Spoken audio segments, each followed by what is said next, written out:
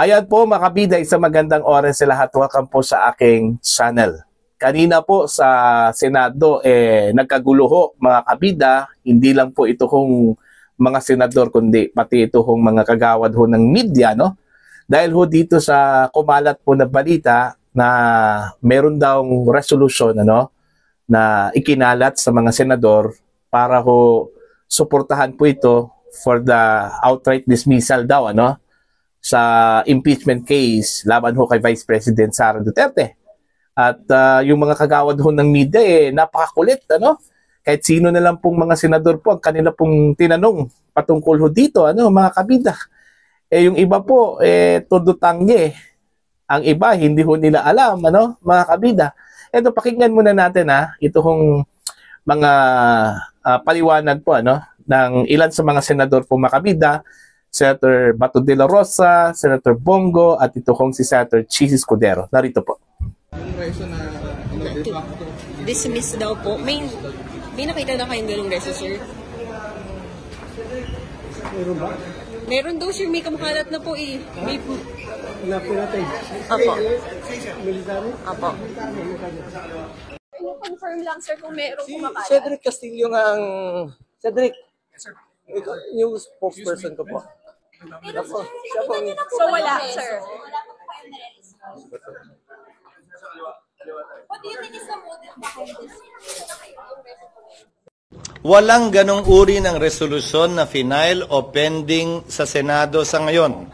Ano mang kumakalat na resolusyon na wala namang author na pinakita lamang din sa akin ng media ay ika nga mere scrap of paper unless may mag-file niyan, unless may mag-author niyan, unless pagdebatihan niyan, at unless pagbotohan niyan.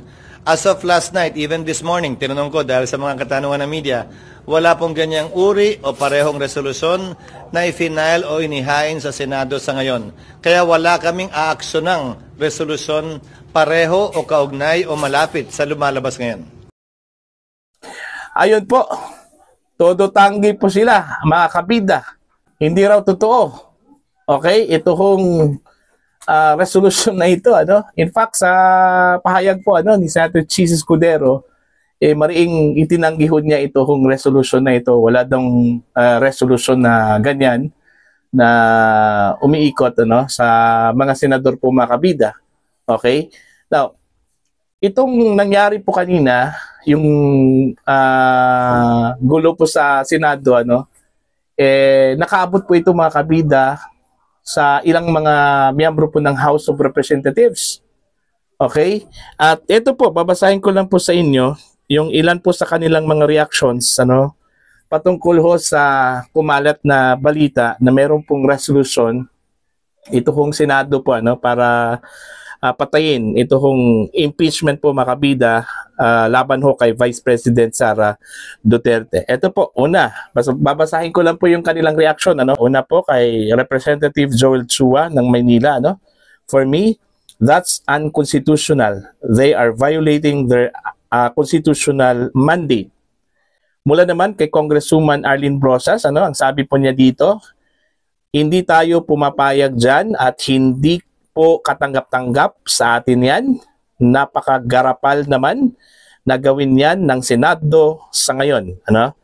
Mula naman po kay Congresswoman Jervil Luistro, isa po sa mga prosecutors po mga kabida, no? Diyan po sa House. Okay, Senate has no power to dismiss impeachment case without trial. Ayan. And of course, mula kay Congressman Raul Manuel ng Kabataan Party List, with all due respect, we remind all senators, bahagi ng posisyon nila ang pagtalakay ng kahit anumang articles of impeachment.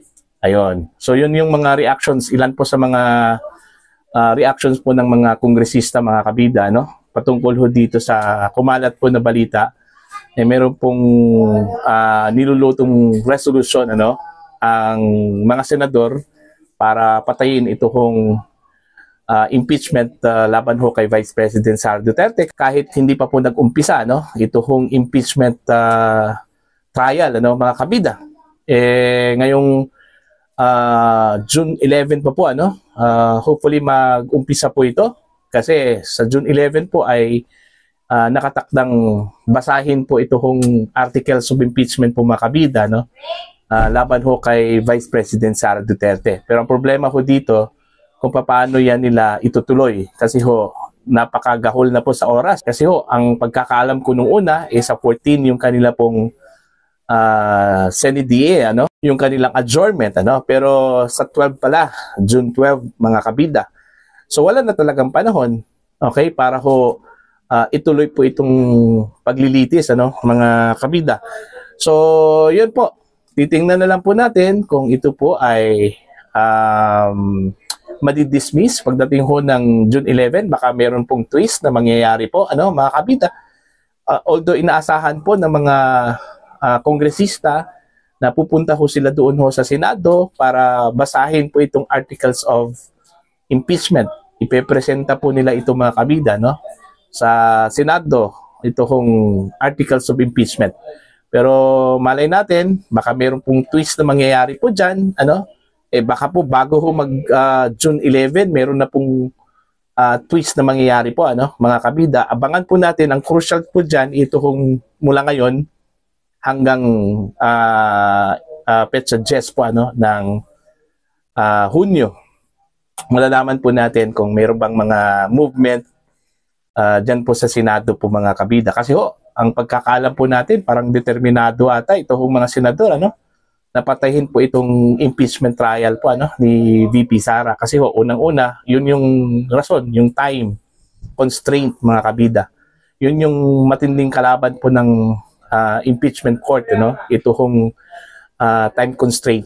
Kasi wala hong time, wala na pong panahon. At batay po sa interpretasyon po ng ilang mga senador, na hindi ho pwedeng tatawid po ito mga kabida sa 20th Congress itong impeachment trial po ni VP Sara kung maumpisahan na po ito sa 19th Congress, ano, mga kabida. So titingnan na lang po natin, mag-abang ho tayo sa magiging development po dito mga kabida, no? Okay? Pero kahit na po walang resolution o meron man pong resolution, ano, it doesn't matter po mga kabida kasi ho unang-una parang nagkasundo na po sila Okay? Parang nagkasundo na po sila mga kabida na hindi na po itutuloy ito kong impeachment trial po ni VP Sara. Okay? Kumbaga, ang mangyayari na lang po dyan is yung formality po, ano, mga kabida. Yung resolution na ipasa po ng Senado on that particular day. Okay? On that particular day, ano.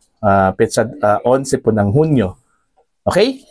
So, yun na po. Para po sa inyo, ano po ang inyong pananaw at opinion ho dito mga kabida, please comment down. Sa mga hindi pa po subscriber sa aking channel, please subscribe. Just click the subscribe button, click the notification bell, click all para updated po kayo sa aking mga uploads. Maraming salamat po sa inyo lahat mga kabida.